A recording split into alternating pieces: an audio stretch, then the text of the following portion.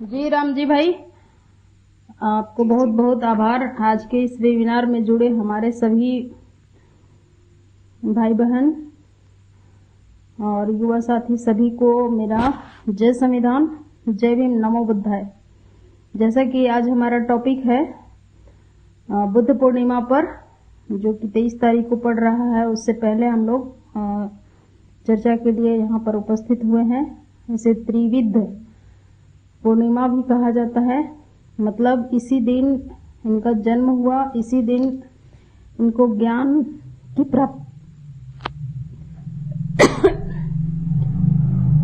की प्राप्ति भी हुई थी और इसी दिन उनका महापरिनिर्वाण भी हुआ था।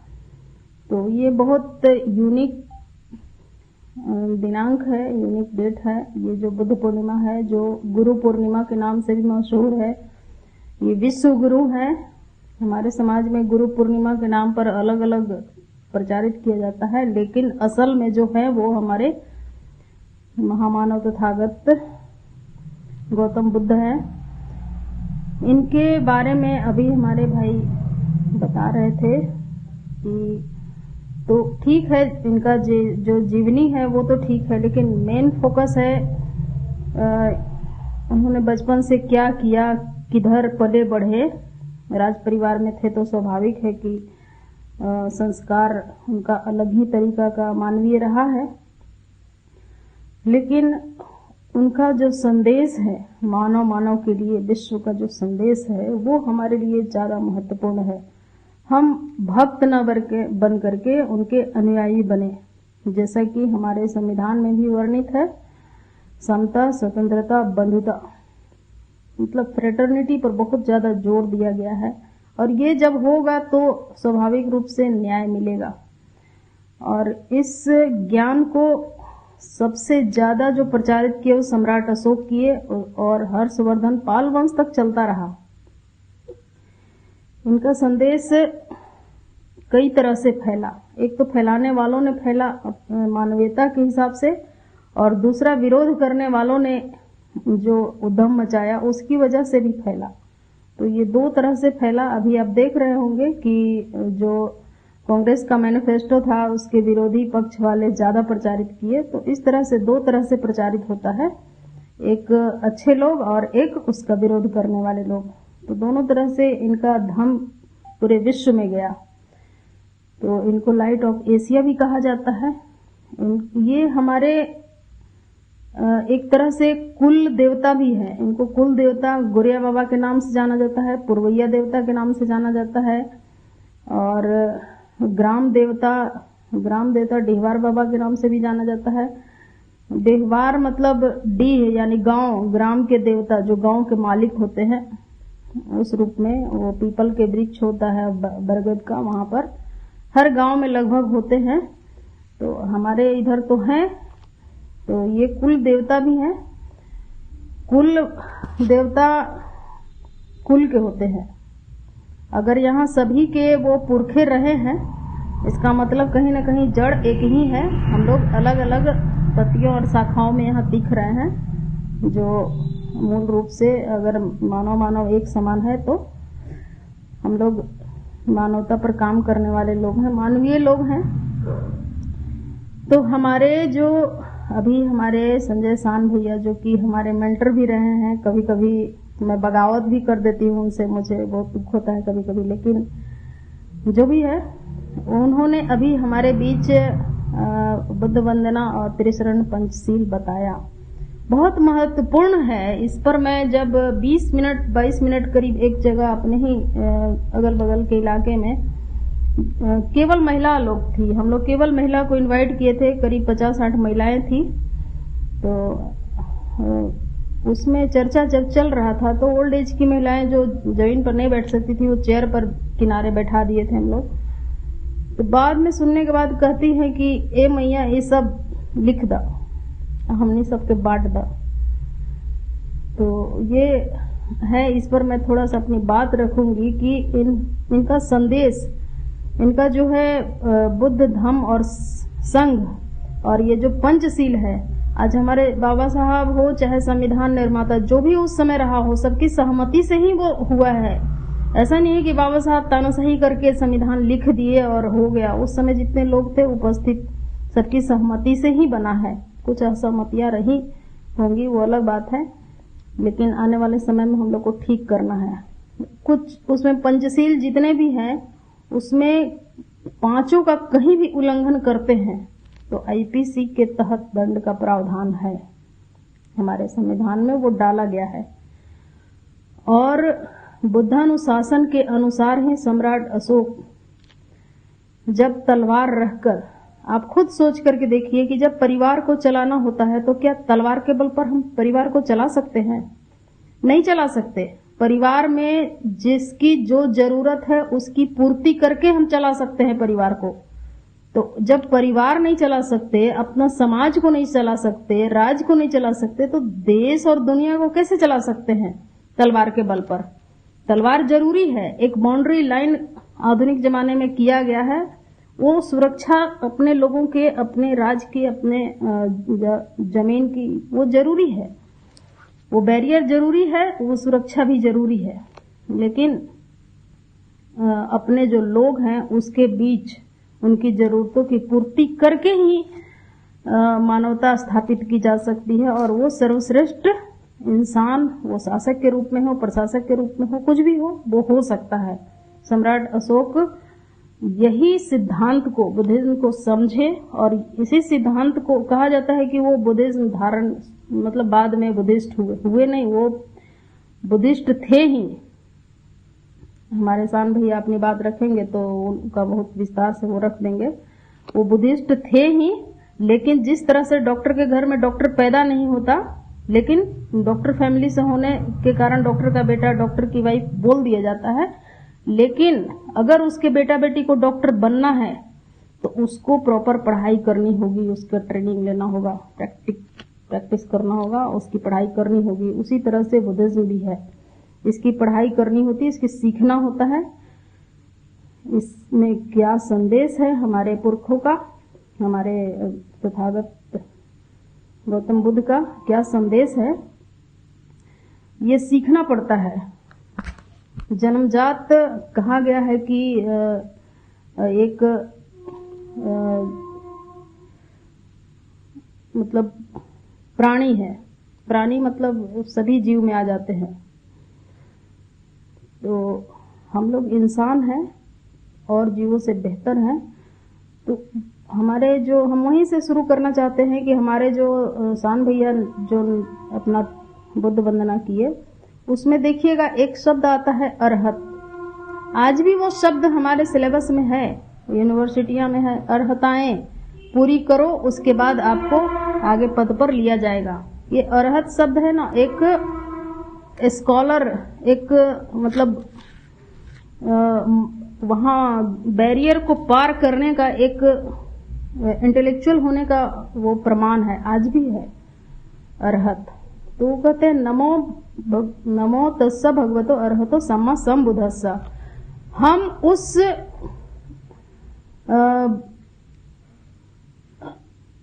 एक सेकेंड, नमो तस्स भगवतो अरहतो सम्मा संबुद्धस्स, इसको 3 बार हमारे भैया ने बोला, 3 बार। तो नमो तस्स भगवतो अरहतो सम्मा संबुद्धस्स, इसका मतलब है कि भगवता प्राप्त उस अरहत, भगवता अरहत प्राप्त भगवत समान, बुद्ध के समान उनको मेरा नमस्कार है। ये 3 बार बोला जाता है ताकि पक्का हो जाए कि बेमन से तो नहीं कहा है। आगे उन्होंने कहा है कि बुद्धं शरणं गच्छामि, बुद्ध के शरण में यानी ज्ञान की शरण में जाने की शिक्षा ग्रहण करता हूँ। धम्मं शरणं गच्छामि, धम्मं का मतलब है नैतिकता, यानी जियो और जीने दो, जो सम्राट अशोक ने दिया बाद में, तो बुद्ध ने पहले ही दिया। धम्मं शरणं यानी नैतिकता, इसमें व्यभिचार वगैरह नहीं होना चाहिए। धम्मं शरणं एक तरह से बुद्ध का उपदेश को धम्म की संज्ञा दे सकते हैं। संघं शरणं गच्छामि मतलब संघ की शरण में, यानी यूनिटी बना करके रखे, जो कि हमारे बाबा साहब ने भी दिया है। यही 3 चीज को उन्होंने कहा है कि एजुकेट, एजिटेट एंड ऑर्गेनाइज। और यहाँ पे फिर इसी को 3 बार कहा गया है। फिर ये त्रिशरण हो गया, फिर हो गया पंचशील। पंचशील में है पानातिपाता वेरमणि शिक्षापदं समादयामि, यानी किसी भी प्राणी को अकारण, अगर कारण न हो तो अकारण हिंसा न करने की शिक्षा ग्रहण करता हूँ या करती हूँ। पानातिपाता वेरमणि शिक्षापदं समादयामि, किसी भी प्राणी को अकारण हिंसा न करने की शिक्षा ग्रहण करता हूँ या करती हूँ। आदीन दाना वेरमणि शिक्षापदं समादयामि, यानी बिना पूछे किसी से कोई सामान न ले जाए, न लें।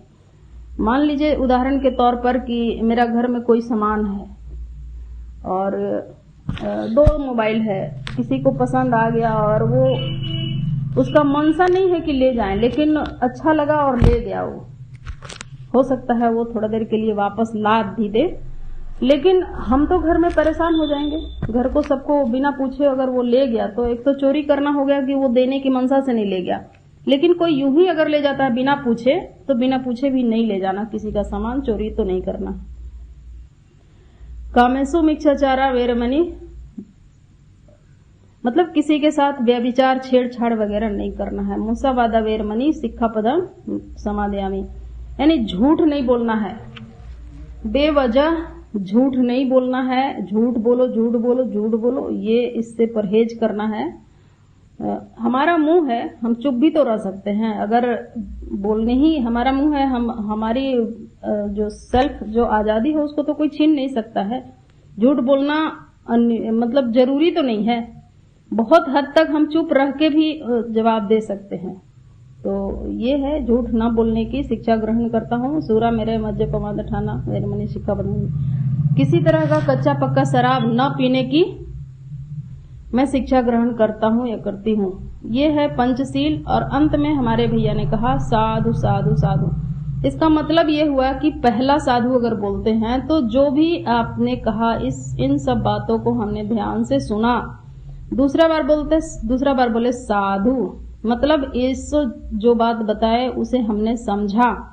और तीसरा साधु, 3 बार बोलते हैं, तीसरा साधु मतलब आपने जो बातें बताई उसे हमने ध्यान से सुना, समझा, और अब मैं इसको औरों को बताऊंगा या बताऊंगी। ये है इनका जो त्रिशरण पंचशील। और हमारे बुद्धिज्म का इनका जो संदेश है, 2 अतियां, यानी अतियों से बचना है। बहुत ज्यादा कुछ भी, बहुत ज्यादा नहीं और बहुत कम भी नहीं। मतलब अति किसी के प्रति अन्याय भी ठीक नहीं है और अति लाड प्यार भी ठीक नहीं है। दोनों से बचना चाहिए। किसी को हर समय डांटते बोलते रहें और किसी को हर समय प्यार करते रहें, ये भी सही नहीं है। मध्यम मार्ग हमारे तथागत ने बताया है, मध्यम मार्ग चले, मतलब थोड़ा टाइट भी रहे, थोड़ा सॉफ्ट भी रहे समय समय पर। तो ये है 2 अतियों से बचना है। और फिर है उनका जो 4 नोबल ट्रूथ है, ये हो गया त्रिशरण पंचशील, 2 अतियां और 4 नोबल ट्रूथ, यानी जीवन है, दुख का कारण है और उसका निवारण है। निवारण के लिए अष्टांगिक मार्ग बताया गया है। अष्टांगिक मार्ग में 8 मार्ग है और ये 8 है, अलग से चर्चा कर देंगे। और फिर है एक है अध्रुव, एक है अनात्मवाद, यानी आत्मा नाम की कोई चीज है नहीं। अगर आत्मा है तो परमात्मा है, कोई परम आत्मा भी होगा। अगर आत्मा हमारे अंदर है, हम आत्मा की बात करते हैं, तो कोई परम आत्मा को भी हम स्वीकार कर लेते हैं। तो हमारे तथागत ने आत्मा को ही खारिज कर दिया है कि वो कहीं कुछ होता नहीं है। और ये अच्छे से हम लोग सिद्ध भी कर सकते हैं। आत्मा नहीं है तो परमात्मा नहीं है तो प्रेतात्मा, भूतात्मा वगैरह कुछ भी नहीं है। तो आप निडर हो जाएंगे जब ये आत्मा को खारिज कर देते हैं। फिर अध्रुव है। अध्रुव यानी हर चीज गतिमान है, गतिशील है, हर समय हर क्षण बदल रहा है, परिवर्तित हो रहा है। अभी हम लोग बात कर रहे हैं, थोड़ा देर बाद हम यहाँ पे बंद कर देंगे और वो पास्ट हो जाएगा। तो हर चीज हर क्षण बदल रहा है। तो ये अध्रुव जो है उनका है, और अष्टांगिक मार्ग है। अष्टांगिक मार्ग में 8 अष्टविनायक भी कहा जाता है, और इस अष्टविनायक में मैं सिर्फ एक पर चर्चा करना चाहूंगी, वो है राइट एक्सरसाइज, सम्यक व्यायाम, जो कि इसमें दिया हुआ है अष्टांगिक मार्ग में। जो तीनों आता है प्रज्ञाशील समाधि के अंतर्गत, तीनों समाहित है। तो हम एक पर आज हम थोड़ा सा अपनी बात को रखते हैं। Right exercise.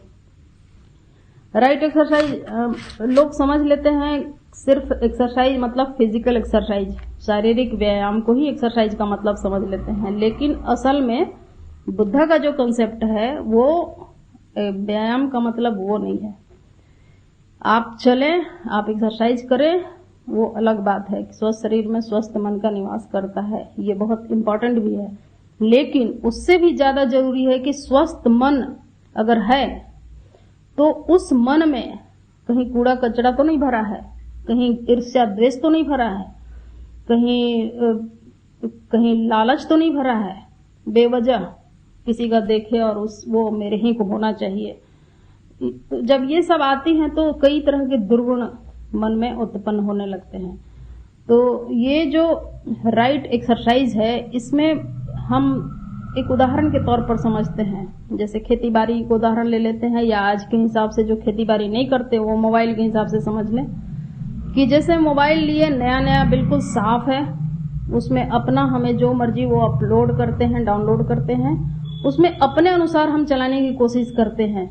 बावजूद इसमें इतने सारे अननेसेसरी मैसेज, इतने सारे एप्स, इतने सारे वायरस या कुछ भी आ जाते हैं, इतने सारे खुल जाते हैं, ओपन हो जाते हैं, इसमें कई इसमें खुल जाते हैं और इतने सारे भर जाते हैं इसमें मैसेज वगैरह की स्थिति ये हो जाती है कि हमें इसको समय समय पर उसको हटाना पड़ता है, यानी डिलीट मारना पड़ता है, कभी ऐप को ही हटाना पड़ता है, कुछ कुछ करना मतलब सफाई करते रहना है ताकि उसमें अच्छा आए और मैसेज आए। अब जैसे खेती बाड़ी को उदाहरण ले लेते हैं।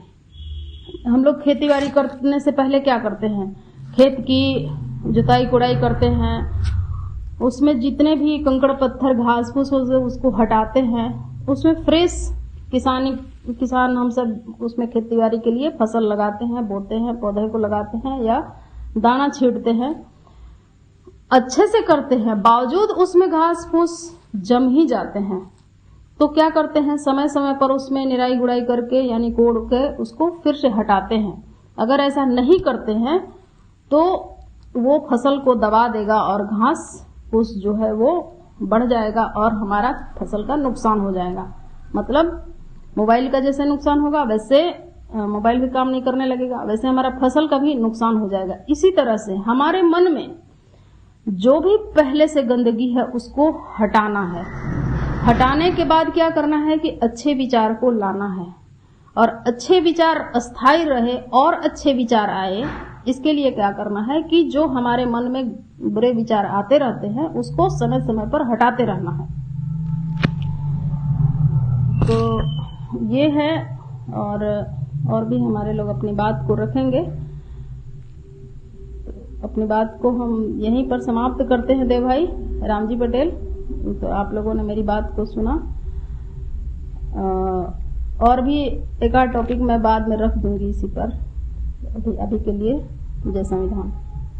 नमो बुद्धाय।